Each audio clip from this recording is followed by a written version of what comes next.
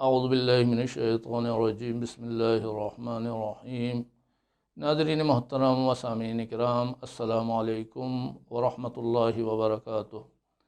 ہمارا سلسلہ کلام اس پر جاری تھا کہ معاشرے کے مسائل کیا ہیں اور ان کا حل کیا ہونا چاہیے۔ جس چیز کو ہم پیش کر رہے ہیں وہ یہ ہے کہ نا امیدی سے باہر آئیں اور تمام مسائل کی چابی خداوند عالم نے انسان کے اپنے ہاتھ میں دی ہے۔ من طلب شیئا للہ عز وجل لم یمت حتی یعطی اللہ شیئا، کہ خداوند عالم کی راہ میں اگر کوئی شخص کوئی چیز خدا کے لیے طلب کرے تو دنیا سے جائے گا نہیں، مرے گا نہیں، مگر اپنے کمالات کو دیکھ کے مرے گا۔ تو بات یہ ہے کہ ایک امید ہوتی ہے اور ایک چیز ہوتی ہے خلوص۔ ہماری اہل بیت کی محبت میں کوئی شک و شبے کی گنجائش نہیں ہے۔ مسئلہ ملاوٹ کا ہے، مسئلہ غیروں کی محبت کا ہے۔ جب تک ہم غیر کی محبت کو دل سے نہیں نکالیں گے خلوص پیدا نہیں ہوتا ہے۔ جتنا ہم خالص ہوں گے اتنا کمال حاصل ہوگا۔ ایک مثال میں دیتا ہوں کہ آپ فرض کریں کہ آپ کو خدا نخواستہ زندہ دفن کر دیا جاتا ہے، وہاں آپ کو ہوش آتا ہے، قبر کی تاریکی ہے، زمین اور آسمان ظاہری لحاظ سے آپ کے لیے بند ہو چکے ہیں، آپ کی کیا حالت ہوگی؟ ہم یہ سمجھتے ہیں کہ باہر جو ہے ہم زندہ تھے اور قبر میں اب ہمیں کون بچائے گا، جبکہ کوئی فرق نہیں ہے۔ باہر بچانے والا بھی وہی خدا ہے، شکم مادر میں بچانے والا بھی وہی خدا ہے، قبر کے اندر بچانے والا بھی وہی خدا ہے۔ تو آقا تبریسی جو ہیں ظاہراً ان کا واقعہ بھی یہی ہے کہ ان کو زندہ دفن کر دیا گیا تھا، وہاں ان کو ہوش آتا ہے، وہیں پر وہ ندا کر دیتے ہیں، خدا کو پکارتے ہیں کہ اگر میں زندہ ہو گیا یا بچ گیا یہاں سے تو میں تفسیر لکھوں گا۔ اتنے میں ایک چور آتا ہے جو کفن چوری کرنا چاہتا ہے، اس نے قبر کھودی اور ان کا کفن چوری کرنا چاہتا تھا، انہوں نے اس کے پیر پکڑ لیے اور آزاد ہو گئے۔ تو خدا ہر صورت میں موجود ہے، وہ قبر کی شکم میں بھی انسان کو بچا سکتا ہے، ماں کی شکم میں بھی انسان کو بچا سکتا ہے، اور خدا کا نبی ہو تو مچھلی کے پیٹ میں، ماہی کے شکم میں بھی انسان کو بچا سکتا ہے۔ تو اصل چیز یہ ہے کہ ہمیں صحیح ہونا چاہیے۔ اگر ہم صحیح ہوتے ہیں تو فائدہ اٹھائیں گے، دنیا اور آخرت کے راستے ہمارے لیے کھل جائیں گے۔ ہم اپنا معیار جتنا بلند کرنا شروع کر دیں گے اتنا ہی معاشرے کے لیے زیادہ مفید ہوں گے۔ آپ اصحاب امام حسین کی فضیلت کو اگر دیکھنا چاہتے ہیں، واقعے کی حیثیت سے آپ دیکھیں تو ایسا ہی واقعہ اصحاب فخ کا واقعہ بھی ہے کہ وہاں پر بھی ایک حسین تھے، وہاں پر بھی ایک زینب تھیں، اور امام حسن کی اولاد میں تھے، وہاں پر بھی 72 افراد تھے، سب کو شہید کر دیا گیا، ان کو بازاروں میں بھی پھرایا گیا، ان کے بھی سر قلم کر کے نیزوں پر اٹھائے گئے۔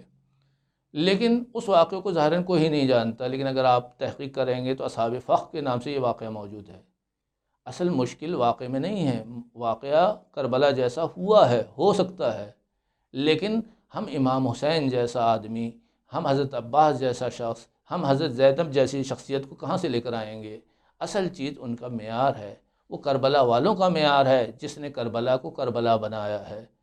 میں یہ نہیں کہتا کہ امام حسین علیہ السلام نے کربلا میں کیا کیا، میں یہ کہتا ہوں کہ امام حسین کربلا میں لشکر یزید کو مہلت دیتے رہے کہ یہ لے لو، عباس لے لو، علی اکبر لے لو، قاسم لے لو، تمام چیزیں دیتے رہے، لیکن علی اصغر دینے کے بعد اب انسانیت سے پردہ ہٹ چکا ہے، ان میں اتنی صلاحیت بھی نہیں کہ انسانیت بھی باقی رہ جائے۔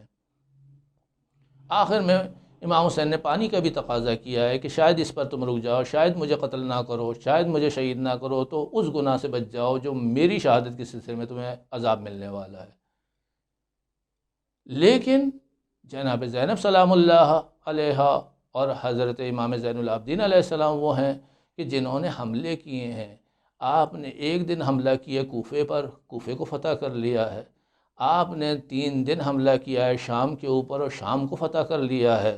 زینب داخل ہوئی تھیں اسیر کی شکل میں، لیکن وہاں سے خارج ہوئی ہیں فاتح کی شکل میں۔ ہمارے ذہن میں جو شخصیت ہے جناب زینب کی وہ مظلومہ کونین کی شکل میں ہے، لیکن ابن زیاد جب اپنے لشکر میں جناب زینب کو داخل ہوتے ہوئے دیکھتا ہے تو وہ کہتا ہے من ہذہ متکبرہ، یہ اتنے تکبر سے، اتنے وقار سے داخل ہونے والی خاتون کون ہے، جو دربار میں آتی ہیں، جو بازار میں آتی ہیں تو ایک اشارہ کرتی ہیں، اشارہ کرتی ہیں، او معت الا ان اسکتو ورتدت الاصوات وسکنت الاجراس، کہ آپ نے ہاتھ کا اشارہ کیا ہے، لوگوں کی آوازیں بند ہو گئی ہیں، جانوروں کی آوازیں بند ہو گئی ہیں، اور جانوروں کے گلے میں بجتی ہوئی گھنٹیاں بھی بند ہو گئی ہیں۔ اتنا معیار تھا، خدا بتا رہا ہے، دکھا رہا ہے، کائنات ہمارے ہاتھ میں ہے، ہم چاہیں تو انہی کے نیزوں کو انہی کی گردنوں میں لپیٹ سکتے ہیں، جیسا کہ علی علیہ السلام نے خالد بن ولید کی گردن میں لپیٹ دیا تھا، اور ہم چاہیں تو ان کو زمین میں دھسا سکتے ہیں، ہم چاہیں تو ان کو نابود کر سکتے ہیں، لیکن ہم چاہیں تو تمام انسانیت کی کامیابی اور شفاعت اور فتح دنیا اور آخرت کی بھی لے سکتے ہیں۔ وَمَا رَأَيْتُهُ إِلَّا جَمِيلًا، خدا نے ہمیں اس کام کے لیے منتخب کیا تو ہم اس سے بہترین فائدہ اٹھائیں گے۔ تو اہل بیت اپنے چاہنے والوں کو دنیا اور آخرت میں اپنے ساتھ لے گئے، شیطان کو نا امید کر دیا، کفر کو مایوس کر دیا۔ مایوس کہتے ہی اس کے ہیں کہ جب اس کے پاس کوئی نہ بچے، صرف شیطان کے پاس شیطان ہی بچیں گے، باقی کوئی نہیں بچے گا۔ باقی سب کی شفاعت اہل بیت کر لیں گے، اور شیطان دنیا میں بھی رسوا ہوگا، آخرت میں بھی رسوا ہوگا، دنیا میں بھی نا امید ہوگا، آخرت میں بھی نا امید ہوگا۔